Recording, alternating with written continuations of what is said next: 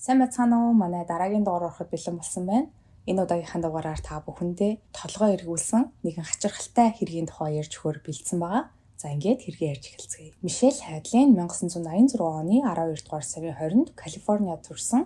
Түүний эцэг эх нь өөрсдийн гэсэн хувийн жижигхэн үйлдвэртэй байсан ба Мишель мөн өөрөөсөө 3 насаар дүү нэг эмэгтэй дүүтэй. Эргэн тойрных нь хүмүүс түүнийг дүрслэхдээ түүнийг маш найрсаг, бусдтай нийтэж боловч ихэнх үед өөрийнхөө ямиг хийгээл чимээгүй байж идэг даруухан нэгэн гэж ярьдаг. Мишель багасаа хичээлдээ их мэрэмтгий хичээлдээ сайн хүүхэд байсан тул ахлах сургуулаа төгсөөд Dickinson College-д тэтгэлэг авч чадсан. Мишелийн хувьд бол ерөн тэрээр зорилготой хүрэхээр тууштай тэмцдэг нэгэн. Нэг зүйл ихлүүлсэн бол заавал түүнийгээ дуусгаж зорилготой хүрчээж санаа намардаг ба зарим үед 7 хоногт 70 цаг ажилладаг байсан. Тэрээр шоу цэнгийн согтууруулах хундаа зэрэг зүйлсд маш дургу, асуудлаас байнга холуур явдаг, ямар нэг эрсдэлтэй зүйл хийхийг хүсдэггүй, ер нь л нэг тийм бусад хүмүүсийн ямар ч зориггүй хийдэг зүйлсд цагаа өргөх дургу эмэгтэй гэж хэлж болно. Мишель 22 нас хүрээд удалгүй ахлах ангиасаа хойш үерхсэн хүүгүүнтэйгээ хурмаа хийсэн боловч 4 жилийн хамтын амьдралын дараа тэд салхаар шидэн салцгаасан байдаг. Ингээд удалгүй Мишель 2013 онд Иан Диаз хэмээх 35 настай цэргийн хүчинд ажилладаг залуутай танилцсан. Мишель Иан хоёр танилцаад шууд нэг нэгэндээ маш хүчтэй татагдсан. Мишелийн хувьд бол Ианы хөдөлмөрч, тусч, найрсаг, ээжтэйгээ хамт амьдарч ээжтэй санаа тавьдаг гэд бүхэл зүйл нь таалагддаг. Ердөө хоёр дахь болцоон дээр л Иан Мишель сэтгэлээ илчлэн түүнд хайртай гэдгээ хэлсэн ба Мишельд ч энэ тийм сонин санагдаагүй. Учир нь Мишель бодохдоо Иан бол өөрөөс нь ах, амьдралд илүү туршлагатай, юу хийж байгаагаа болон юу хүсэж байгаагаа мэддэг хүн шиг санагдсан учраас харин ч Мишельд энэ нь таалагдсан. 2014 оны намар Мишель Иан хоёр хамт амьдрахаар шийдэн нэг гэрт орсон ба удалгүй 12 дугаар сард нь Иан Нью-Йоркийн Rockefeller центрийн алдарт гацуур модны доор гэрлэх санал тавин Мишель ч мөн зөвшөөрсөн. Мишель Иан хоёр зүгээр ч нэг бие биедээ хайртай байгаагүй тэр хоёр бүр нэг нэгэндээ донтчихсан байсан гэж хэлж болно. Гэвч тэдний энэ сайхан цаг мөч удаа үргэлжлээгүй. Тун удалгүй Ианы үнэн төрхүүд ил болж эхэлсэн. Анхандаа юу ч мэдэгддэггүй байсан бол явандаа Ианы хитрхи захирангуй зангуудыг Мишель анзаарч эхэлдэг. Иан Мишелийг нүрээ байнга будаж, crop top ойр ойрхон өмсөж байхыг шаарддаг байсан ба хүүсний нүхэн дээрээ цоолуулж эмэг зүүхийг хүртэл удалгүй шаардаж эхэлсэн. Үүгээр ч зогсохгүй тэрээр Мишелийг ажлаасаа гарч Диснейлендийн маркетингийн салбарт ажиллахыг байнга шаардах болсон. Мишель өөрийнхөө ажилд дуртай байснаас гадна Ианы санал болгоод байгаа тэрхүү Диснейленд дэх маркетингийн ажил нь Мишелийн ажилдаг газраас жилд $20,000 бага цалинтайгаас гадна Мишель тэрхүү ажлын саналыг ногт сонирхгүй байсан. Ианы Мишелийн ажлыг солиулах гээд байгаа шалтгаан нь ердөө л Иан өөрөө Диснейлендэд ажилладаг ба Мишелийг өдөр бүр өөрийнхөө хараа хяналтанд ороо байлгахаар шахаж шаардаад байсан нь тэр. Иан Мишель хоёр явандаа хоорондоо сексийн харилцаан дээр асуудалтай болж эхэлдэг. Учир нь Иан Мишелийг өөр хэн нэгэнтэй бэлгийн харилцаанд оруулж өөрөө тэрхүү болж буй үйл явцыг үзэж түүнээсээ таашаал авмаар байгаагаа илэрхийлсэнд Мишель дургуутсан огтхонч тийм зүйл хийхгүй гэдгийг илэрхийлснээс болж тэдний сексийн харилцаанд асуудал үүсч эхэлсэн. Эхэндээ бол Мишель Ианд маш их хайртай, түүнтэй л байвал бүх зүйл сайхан байх юм шиг санагдчихсэн ч удалгүй Ианы гаргаж байгаа энэхүү байдлууд нь Мишелийг залхан Ианаас салах талаар бодож эхэлдэг. 2015 оны Валентины өдөр Ианы шахалтаар Мишель нэгэн танихгүй эрттэй бэлгийн харилцаанд орохоор болдог. Мишель мэдээж энэ нь үнэхээр хэцүү байсан ч Иан өдөр бүр бараг цаг тутамд түүнээс гуйж говшиж заримдаа бүр үүнээс болж хоорондоо муудалцж байсан тул Ианы Craigslist-ээс олж авчирсан танихгүй эрэгтэйтэй Ианы өмнө бэлгийн харилцаанд орсон. Тэр хоёрын бэлгийн харилцаанд орж байх бүх үйл явцыг Иан утсан дээрээ бичлэг болгон хадгалж авсан ба маргааш өглөө нь Мишель түүнээс утсан дээрх бичлэгээ устгахыг гуйхад нь Иан зөвшөөрөхгүйгээр зогсохгүй Мишелийг уурлахад нь хинч чиний толгойд буу тулгаж байгаа тэр залуутай унтуулаагүй дуртаадаа хийчихээд гээд огт тоогоогүй. 2015 оны зун Иан Мишель хоёр нийлэн Калифорниад байр худалдаж авдаг. Хэдий хамт худалдаж авсан гэж байгаа боловч үнэндээ урьдчилгаан мөнгийг Мишель ганцаараа төлсөн. За энэ үеэс эхлээд тэдний харилцаа уулмалд ортож эхэлдэг. Нэг удаа Мишель Иан хоёр машинтаа явж байхдаа хоорондоо муудалцсан. Иан Мишелийг шөнө дунд ойр хавьд хинч байхгүй харанхуй зам дээр ганцаараа буулгаж хайшихад яваад өгч байснаас гадна тэр хоёр муудалцаж байхад Иан Мишелийг түлхэж унгаах, амьсгалыг нь боох зэрэг нь тэднийг муудалцах болгон тохиолдог хэвийн зүйлшгэл болоод эхэлсэн гэж хэлж болно. Хамгийн гонигтай нь Мишель нэг удаа дүүрүүгээ имэйл бичсэн байсан ба имэйлэндээ би галзуу юм бахта бүх учир надад л байх шиг байна гэж бичсэн байдаг. Мишель энэ бүх хугацаанд энэ хоёрын харилцаа болохгүй байгаа нь өөрөөсөө болж байгаа хэмээн бодож исэн. Гэсэн ч удалгүй Мишель хайрандаа бүр мөсөн сохорчсон байсан гэдгээ ухаарч 2015 оны Зуны сүүлчээр бүх юмаа баглаж аваад Ианыг орхин ээж автайгаа хамт амьдрахаар явдаг. Энэ үед нь Иан бүр галзуурч эхэлсэн гэж хэлж болно. Мишель рүү залхан сүм бөгжөө нэхэж аваад хүмүүс Мишель өөрийг нь өөр залуутай араар нь тавин хуурсан хэмээн худал суурхлыг тарааж эхэлсэн. Энэ үед мэдээж Иан Мишелийн бүх урьдчилгаа мөнгийг нь ганцаараа төлсөн байранд амьдарч исэн ба байр Мишель Иан хоёрын нэрээр байсан тул Мишель ч гэсэн сар болгон моргежоо төлсөөр л байсан. Ингээд бүх зүйл улмалд ортож Иан Мишель хоёр байрнаасаа болж муудалцаж эхэлдэг. Ингэж муудалцаж байх үедээ Мишель хэд хэдэн сүрдүүлгийн маягтай имэйл Иан руу бичсэн ба жишээ болгож нэгийг нь уншиж өгье. 2015 оны 9-р сарын 10-нд Мишель бичихтэй чиний ухаан санаа чинь дандаа л өөр газар явж идэг. Чамд надад болон миний гэр бүлд хийсэн маш олон нүгэл байгаа. Чиний хариуцлагагүй байдал, гаж бэлгийн дургусал, санхүүгийн асуудлууд, чиний ховдог шунхай зан, залхуу байдал, уур уцаар, атаархуу биеэ тоосон зан гэд бүх зүйл чинь хүртэх ёстойгоо хүртэх болно. Би чамайг хуулийн дагуу шийтгүүлнэ. Бурхнаар тангаргалж байна гэж бичсэн байдаг. Хэдий Мишель имэйл бичихтэй Ианаас айхгүй байгаа мэтээр өсгөж байсан ч яг үнэндээ тэрээр маш их айжсэн. Энэ үед Мишелийн эргэн тойронд ямар ч номергүй нэг машин ойр ойрхон үзэгдээд байснаас гадна Иан цэргийн хүн болохоор хит хитэн гар буутай. Тиймээс Мишель нэг л өдөр Иан хаанаас ч юм гарч ирээд өөрийг нь бууж чухыг гэсэн байнгын айцтай байх болсон. Үүнээс болж Мишель өөрийнхөө тухайн үед мастрын зэрэг хамгаалгаар суралцж исэн сургуульдаа мэдэгдэж сургуулиас нь Ианыг сургуулийн кампус болон эргэн тойронд ойртон эрхийг хоригдсан албан ёсны чийдвэр гарч шүүгээс Ианыг Мишель болон Мишелийн сургууль гэр зэрэг газруудад ойртож болохгүй гэх шийдвэр гарсан. Энэ нь мэдээж Ианыг бүр л их уурлуулсан. Иан энэ үед буцаагаад Мишельд restraining order гаргуулахыг оролдон цагдаагийн газарт Мишелийг архины хамааралтай мууталцах болгондоо бүтэн шил воин ганцаараа уудаг, өөрлөн сүрдүүлгийн маягтай имэйл бичсэн гэх мэт шалтгаанаар restraining order гаргуулахыг оролдсон боловч цагдаагийн газраас үүнийг огт авч хэлэлцээгүй. 2016 оны 1-р сард Иан Мишель хоёр хоёулаа үйл хөдлөх хөрөнгийн тал дээрх хуульчид хүслэн авч 5 сарын дараа буюу 2016 оны 6 дугаар сард Иан байрыг өөрийнхөө нэрээр болгуулан байрны зээлийг ганцаараа төлөхөр болсон боловч Мишельд урьдчилгаа мөнгийг нь буцаж төлөх боломж Ианд байгаагүй учраас байрыг өөр хүнд зархаар болсон. Мэдээж энэ нь Мишелийн хувьд алдагдaltaй тохиролцоо байсан ч Мишель Иантай үйл хөдлөлтөй холбоотой бүх зүйлийг дуусгахыг хүсэж исэн тул зүгээр л зөвшөлтсөл түрээд бүх зүйлийг дуусгасан байдаг. Энэ бүх шүүх, үйл хөдлөх хөрөнгийн маргаан зэрэг зүйлс болж байх явцад буюу 2016 оны 1-р сард Иан танилцах апп дээрээс Angela Connell гэх эмэгтэйтэй танилцсан маш хурдан дотносоод 2016 оны 2-р сард буюу танилцаад 1 сарын дараа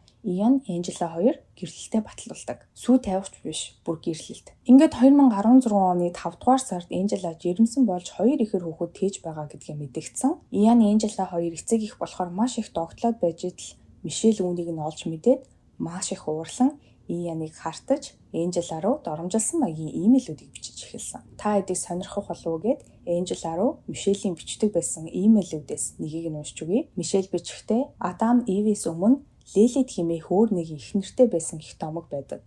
Домогт өгүүлэхдээ Лилит хар хүчний талын эмэгтэй байсан ба Адамыг хүлээн зөвшөөрөхийг хүсээгүй учраас Адамыг орхин явсан. Angela чи бол төгс эмэгтэй биш. Чи Ианы хувьд Ив, харин би түүний Лилит. Би түүний хортой харилцааг хүлээн зөвшөөрч чадахгүй болохоор түүнийг орхисон. Харин чи л төвчээд байж чадах юм шиг байна гэх мэт нэг тийм шашин шүтлэгтэй уялдуулсан сонин имэйлүүд байт юм билээ. Гэхдээ хамгийн хачирхалтай нь энэ имэйл хаягууд Мишелийн өөрийнх нь имэйл хаягаас ирдэггүй байсан. Джейсон хэмээх Angela-гийн X найз залуугийнх нь нэртэй хаягнаас ирдэг байсан ба Angela энэхүү имэйлийг Джейсон биш Мишель бичээд байгаа гэдгийг нь ер нь л мэдчихсэн. Имэйлүүд өдөрт хэд хэдээрээ Angela-д ирдэг байсан. Иан чамд хайргүй, Мишель бол түүний жинхэнэ хайр гэх мэтэр нөгөө л шашинчлаг утгагүй зүйлстэйгээ холилдуулан Джейсон гэх хаягнаас Мишель битсээр л байдаг байсан. Джейсон бол ингэж имэйл бичин удаа Мишель гэж хэн болохыг ч мэдэхгүй. Мишель Джейсоны нэр дээр 6 өөр имэйл аккаунт нэгээд бүгднгээр нь Angela руу имэйл битсээр л байсан. Нэг өдөр энэ бүхнээс залхсан Angela Мишелийн имэйлийнх нь хариуд Мишель одоо над руу юм бичиж холбогдох гэж оролдохоо зогсоо хэмээн хариу бичтэл 4 хоногийн дараа нөгөөх аккаунтуудынх нь нэгнээс нь маргааш болгоомжтой бай битгий унд. Бурхан бит хоёр хүүхдүүдийг чи хулгайлаад өгөхийг нь харна. Иан чамайг зүгээр л ашиглаж байгаа. Чи тэрийг нь олж харахгүй байна уу? Түүний үн цэнтэй гүнж нь би байна. Чи бол хинч биш. маргааш болгоомжтой байгаарай гэсэн имэйл ирсэн. Ерөнхийдөө Мишелийн Энжела руу бичдэг имэйлүүд нь дандаа чи удахгүй өгөх болон чиний төрөөгүй байгаа хүүхэд ч өхөн гэх мэт зүйлс байдаг байсан бөгөөд имэйлийнхээ хамт зургнууд бас явуулдаг байсан. Тэрхүү зургнууд нь ихэвчлэн дутуу төрсэн хүүхэд, зодуулсан эмэгтэй, бүтээгүй хүүхэд гэх мэт харахаас нүд хальтрам эвгүй зургнууд явуулдаг байсан байгаа. Энэхүү имэйлүүдээс нь болж давхар биетэй Энжела бүр сэтгэл санааны дарамтанд орсон тул 2016 оны 6 дугаар сард Мишелийг цагдаад өгч restraining order гаргуулж авсан. Энжела хэлэхдээ Мишель гих нөхрийн маань хуучин найз эмэгтэй над руу хэд хоногийн турш аимшигтай үгс агуулсан имэйлүүд бичснээс болж би гэрээсээ ч гарахаас айн ажлаа солихдоо хүртэл тулаад байна. Түүнд 6 өөр имэйл хаягууд байгаа. Бүгднгээс нь над руу сүрдүүлсэн хэм маягтай имэйлүүд явуулдаг. Миний аймнаас эрүүл мэнд гэр бүл аюулд байгаа юм шиг санагдаад би маш их стресстэй байна. Энэ эмэгтэйг надаас хол байлгах арга хэмжээ авч өгөөч гэсний дагуу цагдаагийн ажилчид restraining order-ын тухай Мишельд дуулган сануулга өгсөн. За энэ үед нь юу ч мэдээгүй явсан Мишель бүр шоконд ордог. Тэрээр хэлэхдээ би энэ эмэгтэйг бүр огт танихгүй, түүнөө нэг ч удаа ямар ч имэйл явуулж байгаагүй. Гэхдээ нэг с ิจ гтэй зүйл байгаа нь би 7 хоногийн өмнө Google-ээс ирдэг сэрэмжлүүлэг имэйл утсандаа хүлээж авсан. Бас миний имэйл хаягуудын нэгийг Google-ээс хаасан тухай имэйл ирсэн. Би үүнийг хараад миний өөрийн имэйл хаяг биш байсан болохоор гайхсан ч тэгсгээ тоохгүй орхичихсан. Үүний дараахан би Microsoft-оос имэйл хүлээж авсан ба миний өөрийн имэйл хаяг өөр нэг имэйл хаягийн recovery имэйл хэсэгт бүртгэгдсэн тухай имэйл байсан. Энэ үед жоохон с ิจ гтэй санагдан дээрэс нь Ианаас айх айдас огт алга болоогүй байсан учраас цагдаагийн газар дуудлага өгөн тэмдэглүүлсэн боловч хэн ч үүнийг нухацтай хүлээж аваагүй гэдэг. Ингээд энэ бүхэн болж байх оронд Энжела танихгүй хүмүүсээс хэд хэдэн имэйл хүлээж авч эхэлсэн. Тэдгээр имэйлүүд нь дандаа танихгүй эрэгтэй хүмүүсээс байсан ба тэд бүгд түүний Craigslist дээр оруулсан зарын дагуу имэйл бичиж ин гэж хэлдэг. Craigslist огт ашигладаггүй Энжела энэ үед гайхан юу болоод байгааг олж мэдхээр Craigslist руу орон өөрийнхөө имэйл хаягийг шалгаж үзтэл хэн нэгэн түүний мэдээллээр Craigslist дээр аккаунт нэгээд би хүчирхийлүүлж бэлгийн хүчирхийлэлд өртөж байгаа мэт секси харилцаанд орж иж таашаал авдаг. Намайг нохоогоос салхилуулахаар гарах үед гинт гарч ирээд намайг буцааж гэрлүүм нь хүчээр оруулан хүчирхийлж болно. Би дургүй байгаа мэт аашлах боловч яг үүндээ та бүхнийг хүлээж байх болно гэсэн зарыг оруулсан байсан. Зарын дор Энжелагийн гэрийн хаяг, утасны дугаар, имэйл хаяг гэд бүх л хувийн мэдээллийг нь оруулсан байснаас гадна зургийг нь хүртэл оруулсан байсныг Энжела олж мэдсэн. 2016 оны 6 дугаар сарын 24-нд Энжела цагдаагийн газар руу залхан хэн нэгэн гэрт нь хүчээр дайран орж ирээд өөрийг нь хүчирхийлэхээр завдсан тухай дуудлага өгсөн. Цагдаагийн ажилчид Иан Энжела хоёрын гэрт очиход Энжела ганцаараа байжсэн ба хэн нэгэн танихгүй эрэгтэй гинт гэртэн дайрч орж ирээд түүнийг хүчирхийлэхээр оролцсон ба энэ үед Энжелагийн цамц урагдчихсан, хүзүүг нь боосноос болоод хүзүүн дээр нь цус хурцчихсан, мөн хүзүүн дээр нь хэн нэгэн хумсаараа уурсан шархтай, мөн толгойг нь хавнд хэд хэдэн удаа хүчтэй зогсноос болж түүний толгой хавтчихсан байдалтай байжсэн. Гэхдээ ямар ч байсан Энжела танихгүй эрэгтэй өөдөөс хүчтэй тэмцэн тэр хоёр хэсэг нотолцсны эцэст эрэгтэй гэрээс нь гараад цугцсан тухай цагдаагийн ажилчдад мэдүүлэг өгсөн. За энэ үед бол цагдаагийн ажилчид болон Энжела бүгд Craigslist дээр зар тавьж Энжелаг хорлохоор оролцсон хүн нь Мишель хэмээн бодож түүнийг баривчлахаа гэрт нь очих үед Мишель энэ үед гэртээ байгаагүй. Мишель нэгэн эрэгтэйтэй болцоонд гараад буцаад гэртээ ирэх үед цагдаагийн ажилчид түүнийг баривчлан авч явсан. Мишель баригдаж явсан өдрөө хорих газар өнгөрүүлсэн. Харин Мишелийг хоригдож байх явцад Энжела ямар ч сүрдүүлгийн маягтай имэйл ирэхээ болсон ба маргааш нь бол Мишелийн ээж аав нь 10,000 долларын барьцаа төлж охиноос суллаж гаргасан. Яг Мишелийг суллагдаж гарахтай зэрэгцээл Энжела дахин нөгөөх сүрдүүлгийн маягтай мессежүүдээ хүлээн авч эхэлдэг. Үүгээрч зогсохгүй Craigslist дээр дахин шинээр зар орсон байсан ба тэрхүү зарын дагуу Энжелад маш олон имэйлүүд ирсээр л байсан. Craigslist-д шинээр орсон зар нь мөн л өмнө нь орсон зартай адилхан зар байсан. Ингээд 2016 оны 7 дугаар сарын 13-нд Энжела 911 рүү залхан гэрийнх нь хаалган дээр танихгүй залуу ирчээ зогсоод байна гэсэн дуудлага өгснөөр цагдаагийнхын ирэхэд 17 настай нэгэн хүү зогсож исэн. Хүү хэлэхдээ Craigslist-ийн зарыг хараад Энжелагийн зарын дагуу ирсэн гэж хэлсэн ба цагдаагийн ажилчид хүүг явуулчихад Энжеладаа ярилцахад тэрээр бүр маш их айчсан байсан. Дахиад хэдэн хүн энэ зарынхан дагуу ирэх бол гэдгээс айгаад гэртээж байж чадахгүй байна гэдгээ хэлсэн. Энэ явдлаас хойш маргааш нь буюу 7 дугаар сарын 14-нд дахин баривчлагддаг. Энэ удаад байдал бүр хөндөрч Мишелийг Энжелагийн аюулгүй байдалд халтгаар зүйлс хийхээ огт зогсох бодлого байгаа хэмээн үзэж шүүхээс түүнийг $100 барьцаа төлөөд суллагдаж болно гэдэг. Мишелийн эцэг их Мишельтэй уулзсан бид хоёр $100 барьцаа төлж чамайг суллуулад дээрээс нь сайн өмгөөлөгч хүлсэх боломжгүй. чи аль нэгийг нь сонго гэж хэлдэг. Ингээд Мишель сайн өмгөөлөгч хүслэхийг нь сонгож суллагдaltaгүйгээр хоригдохоор болсон. Мэдээж ямар ч хүн сонголтыг хийх бах. Хэрвээ сайн өмгөөлөгч хүлээж чадлагүй $1,000 өгөөд шүүх хурал хүртэл суллагдсныхаа дараа шүүхтэр ялагдал хүлээх юм бол бүр урт хугацаагаар шоронд орно гэдгийг мэдчихсэн тул Мишель хорих газартаа үлдэхэр шийддэг. За ингээд Мишелийн хар дарсан зүүчийг өдрүүд эхэлсэн гэж хэлж болно. Ер нь шоронд орох үед шинээр орж ирж байгаа хүмүүсээ яг ямар хэрэгээр орж ирж байгааг бусд нь мэддэм байна л да. Иймээс Мишелийг жирэмсэн эмэгтэйг айлган сүрдүүлсэн, бэлгийн дарамт шууд бусаар үзүүлсэн зэргээр хоригдож байгааг нь мэдсэн бусад хоригдлууд болон хорих газрын ажилчид Мишелийг өдөр болгон маш аимшигтайгаар тамлан зовоодог байсан. Жирэмсэн эмэгтэй шууд бусаар бэлгийн дарамт үзүүлсэн хэмээн бусад хоригдлууд нь түүний хувцсыг урьж хаяад нүцгэн явуулах, нойлын цас сэргэлхийг хориглох, эд зүйлсийг нь булааж авах, зодох гэх мэт зүйлс нь түүнд өдөр бүр тохиолддог өдөр тутмын хэвийн зүйлс нь болсон. Ингээд өдөр хоног өнгөрч байтал Мишель хоригдож байх явцдаа 85 настай хүн хулгайлсан гэмт хэрэгээр хоригдоод удаж байгаа нэгэн эмээтэй найзууд болдог. Мишелийн найз эмээ түүнийг бусад хоригдлуудаас өмөрч хамгаалan Мишелийн шорондох амьдрал арай дээрцэн гэж хэлж болно. Мишель хоригдож байх хугацаанд эцэг ихтэй маш их захиа бичдэг байсан ба эцэг эх нь ч түүн рүү хариу маш олон захиа бичиж түүнийг сэтгэл санаагаар дэмжиж үүнийхээ хажуугаар Мишелийг буруугүй хэмээн батлах бүхэл нотлох баримтуудыг цуглуулan чадах бүхнээ хийжсэн. Мишелийн эцэг эх хоёр Мишелийн мастрын зэрэгээ хамгаалахаар суралцж исэн сургууль дээр нь очин түүний хичээлийн хуваар болон эрс зэрэг мэдээллийг цуглуулж зарим имэйлүүд явуулсан хугацаанд Мишелийн хичээл дээрээ хичээлтэй байж исэн байхыг нь батлах гэж оролцсон. Мөн имлэг дээр очин түүний өвчтний түүхийг аван Энжела руу маш олон тооны имэйлүүд ирж байх үед Мишель эмнэлэгт хэвтчихсэн гэдгийг нь хүртэл нотолсон. Мишелийн аав Энжела руу имэйл явуулж исэн IP хаягийг олохоор оролдон хөөцөлдөж ээж нь бусад хэрэгтэй гэсэн нотлох баримтуудыг цуглуулахаар оролдож байх үед гэнтэл тэдний бүх нотлох баримтууд хэрэггүй болчихсон. За юу болсон бэ гэхээр Мишелийг хоригдсноос хэдэн сарын дараа буюу 9-р сарын 30-нд Иан цагтаа дээр явж очин энэ болоод байгаа бүх зүйлд Мишель ямар ч буруугүй энэ бүхэн бүгдээрээ эхнэр Энжелагийн маань зохиосон худал зүйлс. Энжела өөрөө имэйл хаягны өөрөө өөрлөгөө баахан худал имэйлүүд явуулдаг ба Craigslist дээр хийсэн зар нь хүртэл өөрийнх нь хийсэн хэрэг хэмээн мэдүүлэг өгдөг.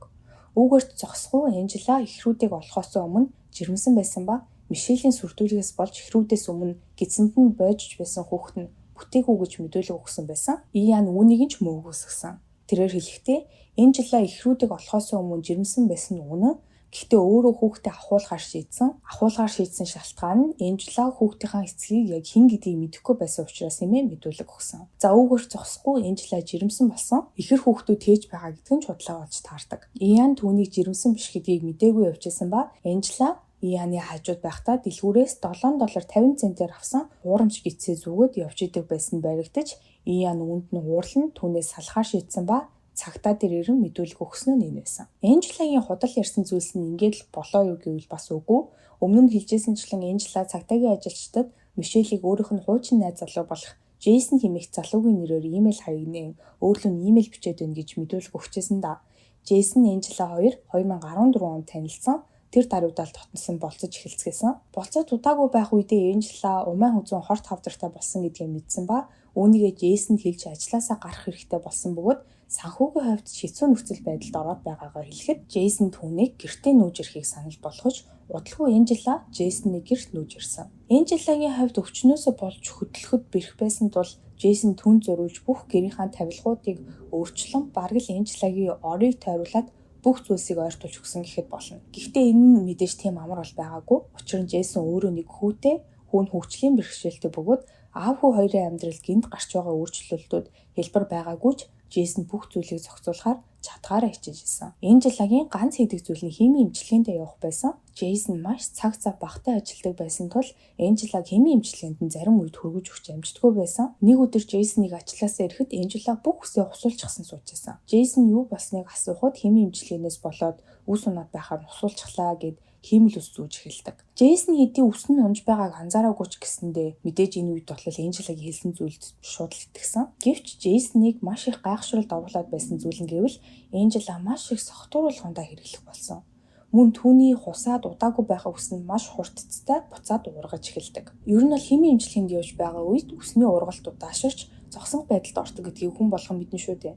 Ингээд Джейсон нэг л зүйл буруу байна гэж бодсон учраас хөрш найз зохин нь өвтгчихсэн байгаа эмчилгээндээ явахгүй байгаа гэж санаа зовж ийн өнөөдөр явах ёстой өдөр нь чи манай найз охиныг гэрээсээ гараад явах нь уу? Ажиглаад өгөөч гэж асуусан ба найз нь ч туслахаар бол зөвшөөрдөг. Ингээд эмчилгээнийхэн цаг төгөж Джейсон Энжела руу мессеж бичин юу болж байгааг асуухад Энжела бусад өдрүүдийн л адилаар эмнэлэг дээр байгаа эмнэлгийн зураг явуулж эмчилгээндээ орох гээд байж байгаагаа хэлсэн. Энэ үед Джейсон найз руугаа ярин Энжелаг асуухад найз нь танаа найз охин гэрээсээ огт гараагүй гэж хэлснээр Джейсон бүрч их гайхан гуглдж үзэхээр Google-с умаа үзүүн хорт хавдар болон эмчилгээний тухай хайхад Энжелагийн эмнэлэг дээр байна гэж хэлээд Джейсон руу явуулдаг байсан бүх зургуудыг нь олсон. Ингээд Джейсон бүр эргэлзээд яах учраа олохгүй байжээ тул Джейсон руу нэгэн эмэгтэй залгасан ба өөрийгөө Мэри гэж танилцуулан Энжелагийн хамт ажилладаг байсан найз нь гэдгийг хэлж өөртөө нь уулзаж Энжелагийн тухай ярих зүйл байна гэснээр Мэри Джейсон хоёр уулзсан. Джейсон Мэри хоёр уулзах үед Мэри хэлэхдээ бид хоёр хамт нэг байгууллагад ажиллаж байгаа танилцсан. Энжела надад найз залуутай бөгөөд найз залуу нь өөрийг нь ямар амар хүчирхийллийн тухай болон өөрийг нь гэх ямар ч гэр бүл Калифорниад байхгүй гэдгийг сонсоод би түнд хань болохоор хэд удаа уулзаж удалгүй найзууд болцгоосон. Хэсэг хугацааны дараа Энжела надад хорт хавтартай болсноо хэлсэн ба найз залуутайгаа хамт амьдарч байгаа мөн найз залуу нь хорт хавтартай болсноос нь хойш бүр чи хүчирхийлэх болсон тухай ярьж эхэлсэн. Би эхэндээ түүний хэлсэн бүх зүйлд итгэдэг байсан ч удалгүй түүнийг надад худлаа яриад байгаа юм шиг мэдрэмжийг авч эхлээд түүний эмчилгээ хийлэгдэг эмнэлэг рүү залгаж асуухад ямар ч Энжела гэх өвчтөн тэдний эмнэлэгт байгаагүй гэхийг олж мэдсэн. Би бодохдоо Энжела чи бид хоёр тудлаа яриад байна гэж бодож байна. Чамд би сэрэмжлүүлэг болгох үүднээс энэ бүхнийг хэлхийг хүссэн юм гэж хэлдэг. За ингээд Джейсон Энжелагийн бүх зүйл худлаа байсныг тэр дор нь олж мэдсэн. Мэри Джейсон хоёр Энжелаг дуудан бид хоёр чамайг худлаа ярьж байгааг мэдчихээн. Одоо зүгээр л бүх үннээ хэл гэхэд Энжела маш их уурлан итгэхгүй бол манай ээж рүү залгаад асуу гэх мэтээр орилж хашгичсан эргэн тойрны юмнуудаа сүйтгэж эхэлсэн. Эвээр ярилцах гад хизээж ойлголцохгүй юм байна гэдгээ мэдсэн Мэри Джейсон хоёр Джейсоны гэрт очин Мэригийн бүх зүйлсийг баглан түүнийг Джейсоны гэрээс хөөж явуулсан байдаг. За Ианы өгсөн мэдүүлгийн дараа Энжелаг мөрдөжсэн цагдаагийн ажилчид 6 дугаар сарын 24-нд Энжелагийн халтлахад өртлөө хэмээн өгсөн дуудлагын жүжиг байсан гэдгийг нь олж мэдсэн. Энжела зүгээр л нөхрийнхөө X найз охиныг хэрэгтэн болгохын тулд өөрийнхөө хүзүүг маажин боож улаалгаад өөрийгөө мөргүүлсэн гэдгийг мөрдлөгийн үед олж илрүүлсэн. Ингээд мөрдөгчид тусгай зөвшөөрөл аван Энжелагийн компьютер утас зэргийг шалгаж үзснээр түүнийг VPN ашиглан 6 төрлийн өөр email аккаунт нэгээд өөрөөс сүрдүүлсэн имэйлүүд бичижсэнийг нь олж тогтоодог. Ингээд Энжела 2019 оны 1-р сарын 6-нд баривчлагдсан. Үүнээс 9 сарын дараа 2019 оны 10 дугаар сарын 17-нд түүний шүүх хурал болж Энжела шүүхтэй тохиролцсон хэрэгээ хүлээсэн тул ердөө 5 жилийн хорих ялаар шийтгүүлсэн. Хэрвээ Иан цагдаагийн газар очин Энжелаг энэ бүхнийг хийсэн гэдгийг илчлээгүй байсан бол хэрвээ энэ хэрэг ингэж явсаар шүүхтэр Мишель буруутай хэмээн батлагдсан бол Мишель шууд бус бэлгийн хүчирхийлэл хүний амь насанд занл хийсэн, сүрдүүлсэн, Мишелийн буруутай үйлдэлээс болж хүүхэд амь насаа алдсан гэх мэт хэрэгүүдээр маш олон жилийн ял авах байсан. Надад бол 5 жилийн хорих ял гэдэг тийм ч шударга бол санагдахгүй байна. Та хэд маань бас юу гэж бодож байгаагаа доор коммент сект бичиж үлдээгээрэй. Өнөөдрийн хэрэг маань энэ хүрээд дуусчихин. Манай бичлэг таалагддаг бол лайка дараарай, сабскрайба дараарай. Хажууд нь байгаа хоохон дээр дарах юм бол намайг бичлэг хийх болгонд та бүхэнд нотификейшн очих болно шүү. За ингээд дараагийн дугаар хүртэл түр баяртай.